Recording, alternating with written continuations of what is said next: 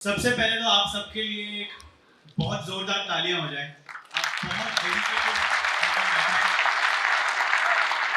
मुझे आप सबको देखकर ऐसा लग रहा है कि मैंने स्कूल में कुछ पढ़ाई नहीं करी है, क्योंकि मैं इतना डेडिकेटेड कभी नहीं कहीं बैठा हूँ। एंड शुरू करने से पहले बहुत इंपॉर्टेंट बात जानते हैं। आप सब लोग स्टॉक मार्केट, ट्रेडिंग, इन्वेस्टिंग सीखने दूसरे दूसरे सिटीज से यहाँ आकर बैठे हैं। And I am sure in सारे स्पीकर्स को आपने यूट्यूब पर भी बहुत फॉलो किया है, इनसे बहुत कुछ सीख कर पैसा भी कमाना सीखा होगा एंड कमा भी रहे होंगे, एंड दैट्स गुड। तो सबसे पहले आप बहुत ही बेसिक सवाल का आंसर जो भी मुझे देगा वो बहुत बढ़िया रहेगा कि ट्रेडिंग और इन्वेस्टिंग में करियर स्टार्ट करने से पहले आपके पास क्या होना चाहिए।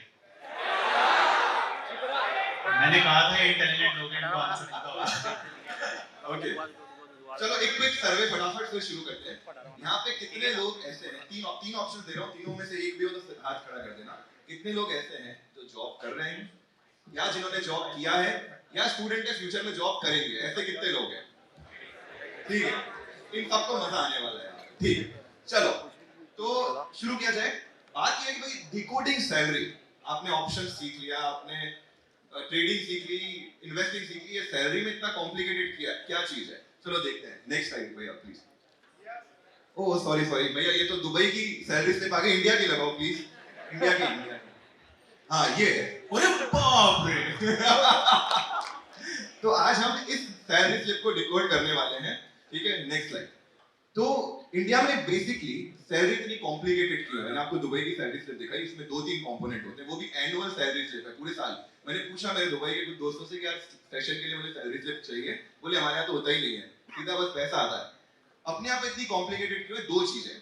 सब जने चाहते हैं कि उनका ज्यादा से ज्यादा पैसा जेब में आए, ठीक है, लेकिन ये कौन नहीं चाहता? ये चाहती नहीं है हमारी सरकार।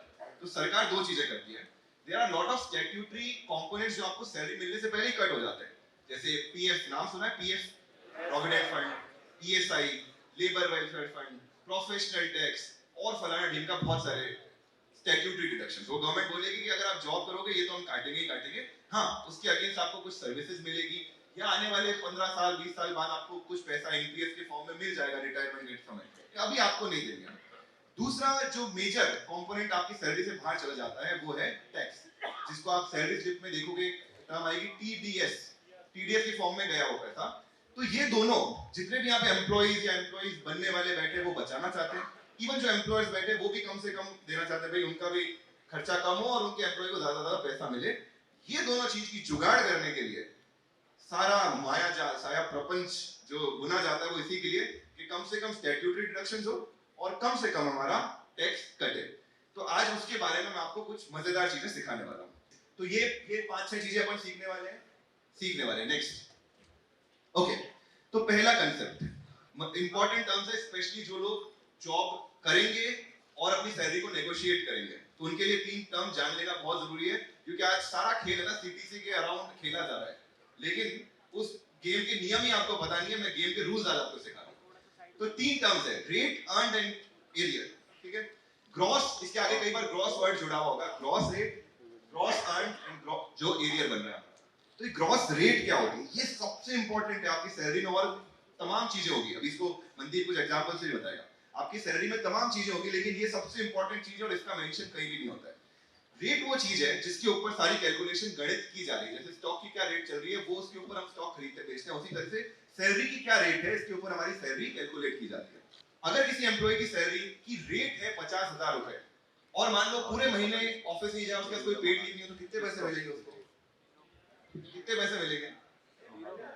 50 पूरे मिल जाएंगे? वाह भाई वाह, ये आप तो जॉब मत शुरू करना जिसने 50 आंसर किया है, मतलब आप अपना कंपनी मत खोलना। अगर वो एक भी दिन जॉब में नहीं गया तो 50,000 में कुछ नहीं मिलेगा उसको, जीरो मिलेगा, राइट? तो वो रेट है जिसके ऊपर आप कितने दिन जॉब पे आए हो, क्योंकि अल्टीमेटली चाहे वर्क फ्रॉम होम कुछ भी, कितने दिन आपने काम किया उसके हिसाब से आपकी जो कैलकुलेशन होती है वो रेट के ऊपर है। This is the most important thing, ये नींव है आपकी सैलरी की। उसके ऊपर आती है अर्न। अर्न वही चीज है कि अगर आप 50,000 आपकी सैलरी और आप 15 दिन आए जॉब पर, तो आपकी salary 50,000 multiplied by 15 divide by 30, 25,000 रुपए बनी। That is what you earn. And arrear क्या होता है? अभी ऐसा होता है कॉर्पोरेट्स में कि यार किसी महीने आपकी सैलरी इंक्रीज हो गई, लेकिन वो एचआर तक पहुंचते पहुंचते अकाउंट्स तक पहुंचते पहुंचते 1-2 महीने लग गए, तो पता चला कि अच्छा पहले से इंक्रीज हो चुकी थी। इस महीने जो उसका एडिशनल पैसा मिलता है वो अरियर कहलाता है। मनदीप, इसको कोई क्लियर है कि एग्जांपल दे इसका? क्लियर है? क्लियर है। नेक्स्ट। पर मैंने एग्जांपल अच्छा सोच रखा है तो मैं दूंगा, सॉरी। तो पहले मुझे ये बताओ कि क्रिकेट टीम में कितने प्लेयर्स होते हैं? गलत। कितने होते हैं?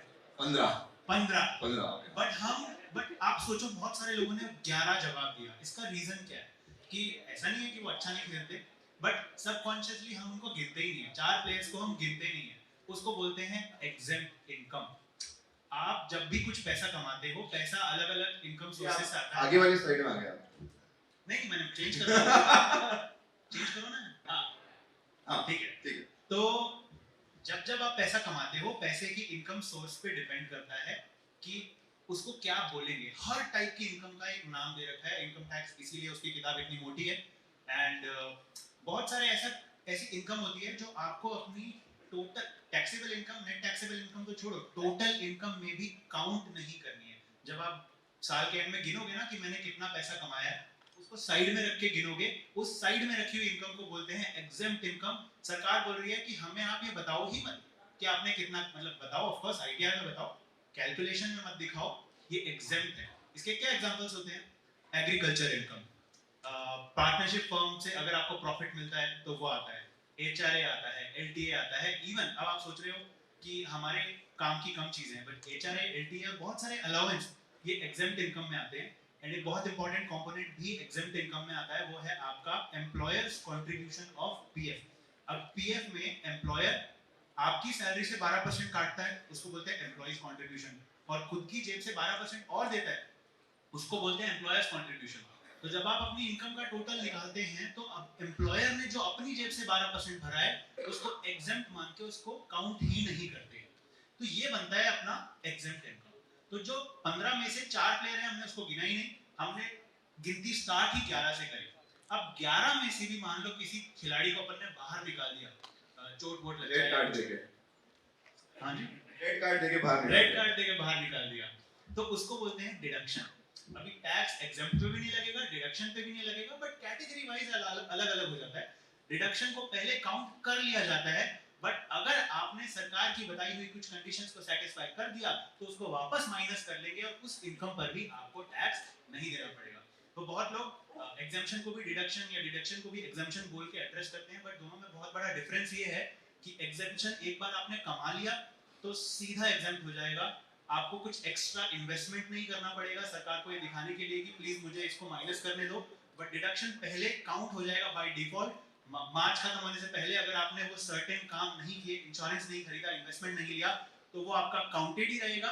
ये आपकी जिम्मेदारी है कि आप थोड़ा बहुत इन्वेस्टमेंट करके उसमें से डिडक्शंस को मैक्सिमाइज करें और अपनी नेट इनकम को कम करें। परफेक्ट। अभी अभी डिबेट पे भी आ रहे हैं। सीटीसी किसने सुना है वर्ड? फुल फॉर्म बताओ। Cost to company.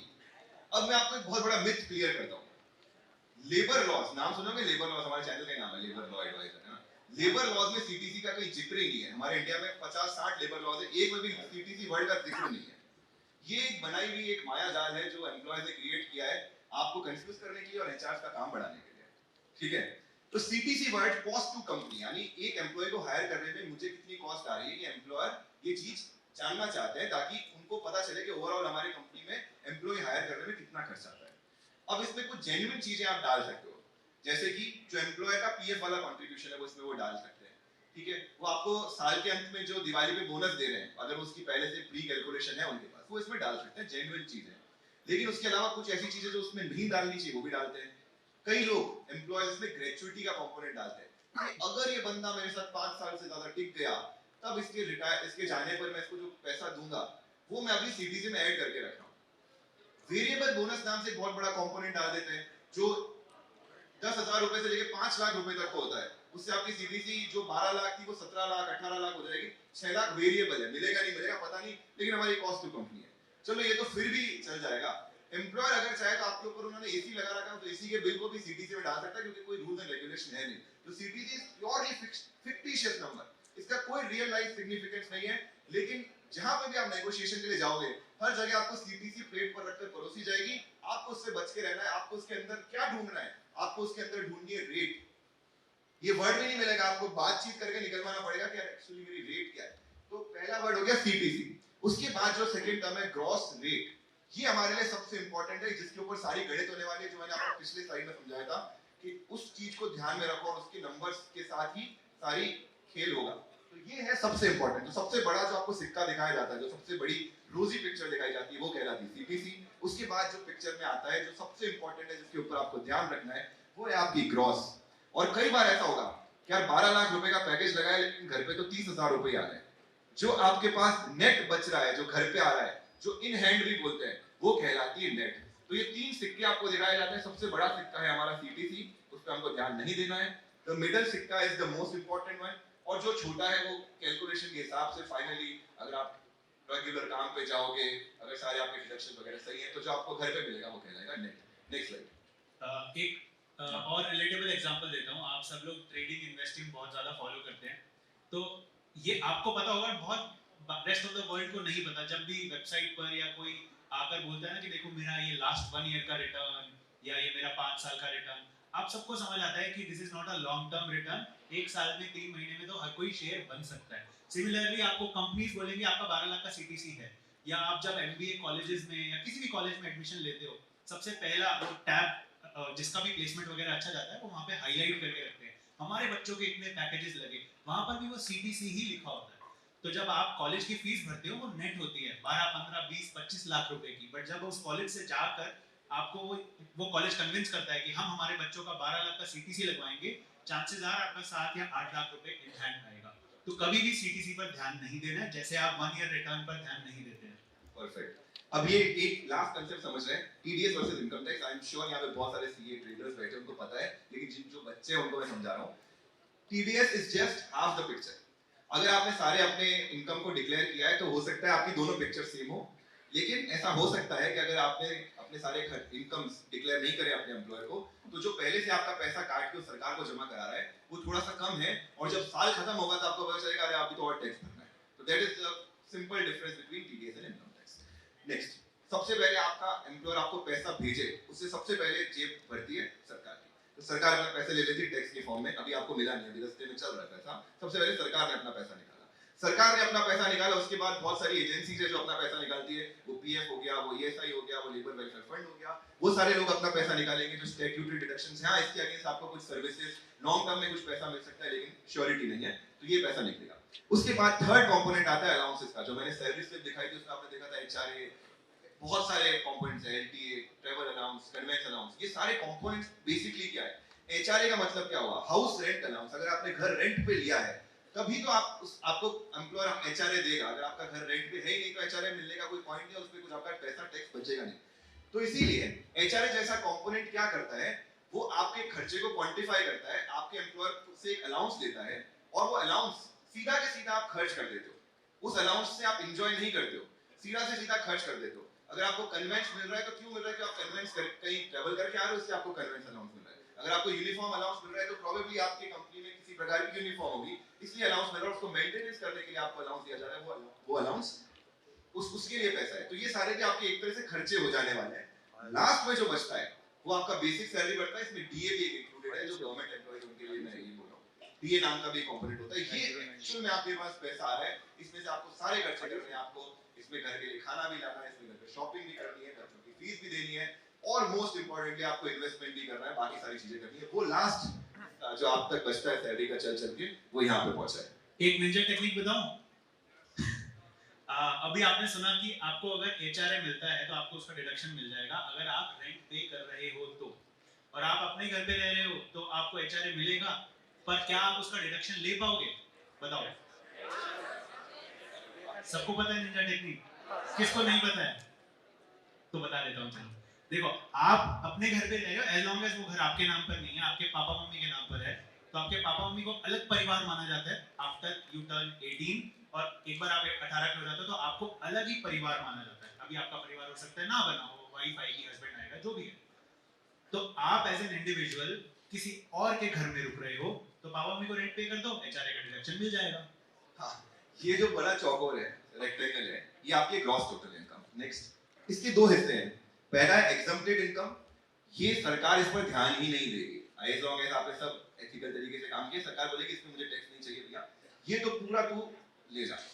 बचे हुआ जो इनकम बचता है वही है टैक्सेबल इनकम।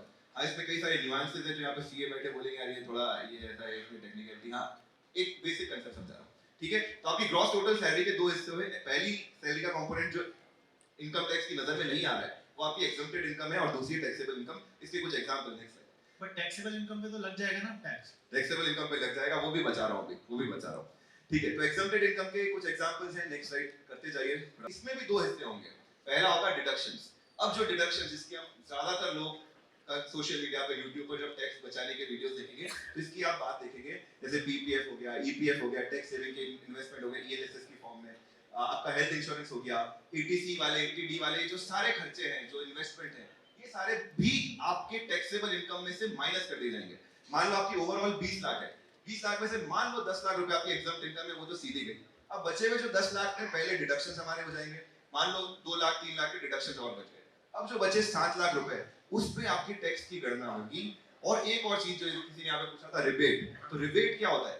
तो ये जो पूरा टैक्स है ना, इस टैक्स में भी हो सकता है कुछ सरकार बोले कि यार आपका टैक्स बन तो इतना रहा है, लेकिन चलो हम दयालु हैं, आपको थोड़ा सा पैसा वापस दे देते हैं, तो वो कहलाता है रिबेट। यस, उस पे use coupon code section 87A आपको 12,500 अप टू 12,500 रुपए का टैक्स रिबेट मिल जाएगा। पर वो तब नहीं मिलेगा अगर आपकी इनकम 5 लाख 1 रुपया है। तो 1 रुपया बढ़ने की वजह से आपको 1 रुपया एक्स्ट्रा कमाने की वजह से 12,500 की चपत लग जाएगी। इसीलिए 5 लाख के अंडर अंडर जिसकी इनकम है उसका टैक्स तो जरूर बनेगा, बट लास्ट में वो कूपन कोड लगा के, डिस्काउंट लगा के उसको जीरो कर सकता है। Okay, next. तो एक एग्जांपल दे रहे हैं, उसके बाद सेशन खत्म करते हैं। एचआरए का मैं आपको एग्जांपल देता हूं कि एचआरए के एग्जम्पशन को यूज करते हुए हम कैसे टैक्स बचा सकते हैं। नेक्स्ट। तो भैया ये बीच में हमारा एम्प्लॉय थोड़ा अनाड़ी टाइप है, ठीक है ना? इधर है हमारे बॉस और उधर है उनका लैंडलॉर्ड, ठीक है। अब बॉस क्या कर रहा है यहाँ पे? बॉस बोल रहा है भाई मैं 18 लाख रुपए मेरी सीटीसी है, और ये थोड़ा अच्छा बॉस है, बोले इसी वजह से खर्चे इसमें नहीं डाला है। 18 लाख मुझे देना है तुझे, तो बोले जैसे दे देता हूँ। तो पहले अनाड़ी था, उसने हमारे वीडियोस नहीं देखे थे, इसे बोला ठीक है मुझे पूरे 18 लाख दे दो बेसिक सैलरी। तो इसको 18 लाख रुपए जब बेसिक सैलरी दी, और उसने से इसमें 6 लाख रुपए इसकी रेंट दी है, वो 6 लाख रुपए आगे बाबूराव को उसको देने हैं, वो अपनी सैलरी में से 6 लाख रुपए बाबूराव को दे देता है। लेकिन सरकार की जो नजर है, सरकार की नजर इसके पूरे 18 लाख रुपए पर है, क्योंकि इसने कोई एग्जम्पशन क्लेम ही नहीं किया। तो इसके ऊपर कितना टैक्स बनेगा, नीचे इसमें गणित भी है, जो ऊपर बैठे होंगे उनको दिख भी रहा होगा। 3,50,52,000 कुछ टैक्स बन रहा है। कैसे करेंगे कैलकुलेशन? आती कैलकुलेशन करना? चलो चेक करते हैं। इसकी इनकम पे अपने को टैक्स निकालना है। Let's start calculation. होपफुली गलत नहीं आया नंबर। पहले 5 लाख रुपए तक, पहले 2.5 लाख रुपए तक जीरो, 2.5 लाख से 5 लाख तक 12,500, 5 लाख से 10 लाख तक, 5 लाख से 10 लाख तक 1 लाख रुपए, और 1 लाख मतलब 10 लाख हो गया, और 10 लाख रुपए से लेके 18 लाख तक बचे हुए 8 लाख रुपए पर 2,40,000। तो गणित बैठ रही है, जोड़ आ रही है, सही आ रहा है, और उसके ऊपर टैक्स वैक्स लगे वो नहीं डाला मैंने, ठीक है। तो ये गणित बन गई उसके टैक्स की। अब नेक्स्ट स्लाइड भैया। अब इसने थोड़ा सा दिमाग लगाया, थोड़ा सा जिसने दिमाग लगाया, और इसने क्या किया, इसने बोला कि एक काम करो, मेरे कंपोनेंट में एचआरए कंपोनेंट ऐड कर दो। मुझे देने उसको 6 लाख रुपए, आपको मुझे 18 लाख देने, आप मुझे 12 लाख बेसिक दो और 6 लाख रुपए एज एचआरए दो, ठीक है। अब एचआरए पूरा के पूरा ऐसे एग्जाम्प्ट नहीं होता, उसमें कुछ कुछ टर्म्स एंड कंडीशन है, जैसे कि मेट्रो में रहेगा तो बेसिक सैलरी का 50% तक, अगर छोटे सिटीज में रहेगा तो बेसिक सैलरी का 40% तक, फलाना ढिमका। लेकिन वो सिंपल है, आप गूगल पे एचआरए कैलकुलेटर डालोगे, अपने एचआरए का नंबर डालोगे, अपनी रेंट डालोगे, आपका अमाउंट आ जाएगा। तो इस पर्टिकुलर केस में जो सीधा टैक्स की बचत हुई, वो सीधी टैक्स की बचत हो गई। अब नेट टैक्सेबल इनकम बन गई उसकी 13,20,000 रुपए, और टैक्स जो बन गया वो बन गया 2,08,000 रुपए। मतलब 1.5 लाख रुपए का टैक्स इसने सीधा बचा लिया, इतनी सी गणित करके। एम्प्लॉयर को कुछ फर्क नहीं पड़ा, उसने बोला ठीक है भाई तो एचआरए बोल रहा है, एचआरए डाल दे तो मुझे क्या फर्क पड़ता है, इतनी सी गणित करने में। तो आपको ट्रेडिंग में 1.5 लाख कमाने में थोड़ी मेहनत करनी पड़ेगी, यहाँ पे कुछ मेहनत नहीं करी और आपके 1.5 लाख रुपए बच गए, जिसको आप इन्वेस्टिंग में, ट्रेडिंग में यूज कर सकते हो।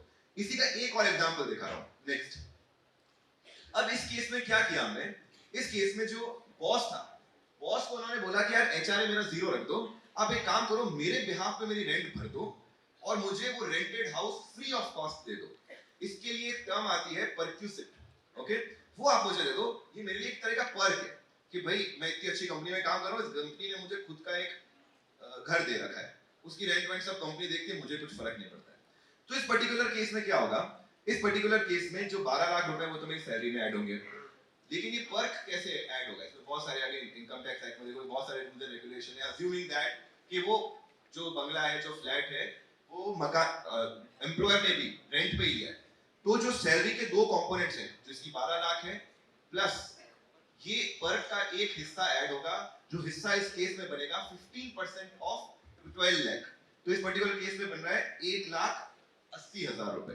तो टोटल हमारी इस केस में टैक्सेबल इनकम बनी 13,80,000 रुपए, और इसके ऊपर टैक्स कैलकुलेट होगा तो टैक्स बन जाएगा इस पर्टिकुलर केस में 2,26,000। यस, ये पिछले से थोड़ा सा ज्यादा है, लेकिन आपको मैंने एक तरीका बताया, मैंने आपको तरीका, आपने कई सारे बड़े बड़े जो सीईओज या ये होते हैं उनको पता चला है कि उनको कंपनी कार भी दे रही है, सुना है ऐसा, कंपनी की कार मिल रही है उनको, कंपनी का बंगलो मिल रहा है, ऐसा सुना है कि नहीं सुना है? इसलिए क्योंकि उसमें टैक्स बचता है। अब यही एग्जांपल थोड़ा सा डिफरेंट होता, मान लो सैलरी 20 लाख होती है, 25 लाख रुपए होती है, और जो रेंट अभी 6 लाख रुपए मान लो 9 लाख रुपए होती है, क्योंकि दोनों काम कर रहे हैं, हो सकता है 9 लाख करें, तो उस केस में ये वाला पार्ट आपका ज्यादा टैक्स बचा देगा। Mandeep, you want to add anything? नहीं, बहुत बढ़िया समझाया। डन, ठीक है। तो ये exam, thank you so much. हाँ, तो ये जो भी जनता यहाँ पे जॉब करने वाली है, आपको पहले पूरा अपना ध्यान एग्जम्पशन पे लगा देना है कि मैं मेरी ज्यादा इनकम एग्जम्प कर लूं। उसके बाद वाला तो बहुत सिंपल तरीका है, एटीसी लगाना है, टीडी लगाना है, मतलब लाइफ इंश्योरेंस खरीदनी है आपको, आपको ईएलएसएस में 1.5 लाख रुपए इन्वेस्ट करने हैं, आपके पीएस पे जो आप 1.5 लाख रुपए इन्वेस्ट कर सकते हो, और आपने कोई लोन लिया उसके लोन के अगेंस्ट आपको मिल जाएगा वगैरह वगैरह, वो सारे डिडक्शन है। और मैं आई एम प्रीटी श्योर आप डिडक्शन सारे लगा लोगे बिना 1 लाख रुपए टैक्स बचाना आपके लिए भारी पड़ जाएगा, लेकिन एग्जम्पशंस के साथ खेल के आप बहुत सारा टैक्स बचा सकते हो। और मैं कोई ये इलीगल तरीका नहीं बता रहा हूँ यहाँ पे हजारों लोगों के सामने, इट्स अ जेन्युइन वे, सरकार ने बना रखे हैं, सरकार के इनकम टैक्स एक्ट में सेक्शन 10 है जिसमें सारे के सारे एग्जम्पशंस की लिस्ट दे रखी है, तो you have to work on that. और क्यूएनए में कोई है नहीं हमारा, आज का टाइम हमारा खत्म होता है। एक इंपॉर्टेंट बात, रुको रुको रुको, अब क्या होगा ना कि आपने ये तो जान लिया कि सैलरी स्ट्रक्चर पे डिपेंड करता है कि आप कितना टैक्स बचाओगे, और कई बार सैलरी स्ट्रक्चर हमारे हाथ में नहीं होता है, इसीलिए बहुत सारे कंटेंट क्रिएटर्स इंक्लूडिंग अस, हमने यूट्यूब शॉर्ट्स, इंस्टा रील्स बना बना के अनाड़ी अंडी को ला ला के, हो सकता है ऐसा कन्वे कर दिया हो कि जब आप जॉब लेने जाएं और आपका एम्प्लॉयर बोले कि ये तुम्हारा सीटीसी है, तो आप वहाँ बोल देना कि मैं तो इसको फॉलो करता हूँ और मुझे पता है कि ये नहीं करना है आपको, और आप मेरी सैलरी में ऐसा कर दो, वो आपको ना बाहर निकाल देगा। ऐसा मत करिए, क्योंकि कई बार क्या होता है कि जब आप किसी बड़ी कंपनी में काम करने जाते हैं, वो कंपनी पॉलिसी होती है, हो सकता है वो पॉलिसी ही गलत है या एक्यूरेट नहीं है, बहुत लोगों के साथ होता है क्योंकि सैलरी स्लिप में ग्रेजुएटी डाला होता है, बट उसको कन्वे करने का एक प्रोफेशनल तरीका होता है, एंड वो तरीका ऐसा होना चाहिए that you should be able to convince your employer कि सिर्फ मेरे नहीं, आप अपने सारे एम्प्लॉयज के लिए ऐसा कर सकते हैं, क्योंकि this is the right way to do this. इससे आपके एम्प्लॉयज का पैसा भी बचेगा, और जो आपको लग रहा है कि बार बार बोनस ज्यादा देना पड़ता है वो देना पड़ता है, एक छोटी सी खुशी आप अपने एम्प्लॉयज को इस तरह से भी दे सकते हैं। बट आप सिर्फ अपने लिए डिमांड करने जाओगे, दैट विल नॉट वर्क, क्योंकि वही आपको बोलेंगे मेरी कंपनी में 200 एम्प्लॉयज हैं, आपका करूंगा तो सबका करना पड़ेगा। तो इसको कन्वे करने का एक बहुत ही प्रोफेशनल तरीका होता है, जिसमें एकदम से इंस्टा रील्स को फॉलो करके नहीं बोलना है कि मुझे पता है आपको नहीं पता है, तो वो आपको निकाल देगा, सॉरी टू से। ओके, एक लास्ट 2 लाइनें उन सभी के लिए जो इतना एफर्ट डाल के सुबह 10 बजे से लगाकर यहाँ पर बैठे हैं कुछ सीखने के लिए, उनको मैं अपनी 2 पंक्तियां समर्पित करता हूँ कि सूरज को दीपक दिखाया नहीं जाता, परिंदों को उड़ना सिखाया नहीं जाता। सूरज को दीपक दिखाया नहीं जाता, परिंदों को उड़ना सिखाया नहीं जाता। मशवरा क्या दे तुम्हें, तुम खुद ही माहिर हो। मशवरा क्या दे तुम्हें, तुम खुद ही माहिर हो। जो रास्ते खुद बनाते हैं उन्हें रास्ता दिखाया नहीं जाता। क्या बात, एक लॉन्ग आइलैंड आइस टी क्या होती है, किसी को पता है क्या होती है? हाँ, अल्कोहलिक बेवरेज होती है जिसके अंदर 5 टाइप के अल्कोहल मिक्स करते हैं। ट्राई करना नहीं करी हो तो, बट कभी भी इन्वेस्टमेंट और इंश्योरेंस मिक्स मत करना। अच्छा, एक अगर आपकी परमिशन हो तो एक छोटा सा वीडियो बनाते हैं, लेकिन उसमें शांत रहना पड़ेगा, बस 10 सेकंड और ले रहा हूँ। मनदीप एक बुलाना, आप भी आओ प्लीज आओ, आपकी जरूरत है हमको। स्क्रिप्ट का मैं करूंगा यार। ओके, हाँ अनंत प्लीज ऑन ओके। यार अनंत ने पूरा इवेंट रखा पर कोई आया नहीं यार। हाँ यार अनंत भाई, ये गलत बात है, आपने हमको बुला लिया, ऑडियंस को तो बुलाया नहीं। कहाँ है? कहाँ है? देखो कहाँ है? कहाँ कहाँ है? है? देखो. अरे सही चेक करो, वहां पे कोई है. Thank you so much. Thank you so much, guys. Thank you. It's a pleasure. It's a pleasure, and it is one of the best audience I have ever seen. इतना डेडिकेशन, इतना patience और सीखने की इतनी लगन यही मिली है. Salute to. Thank you sir.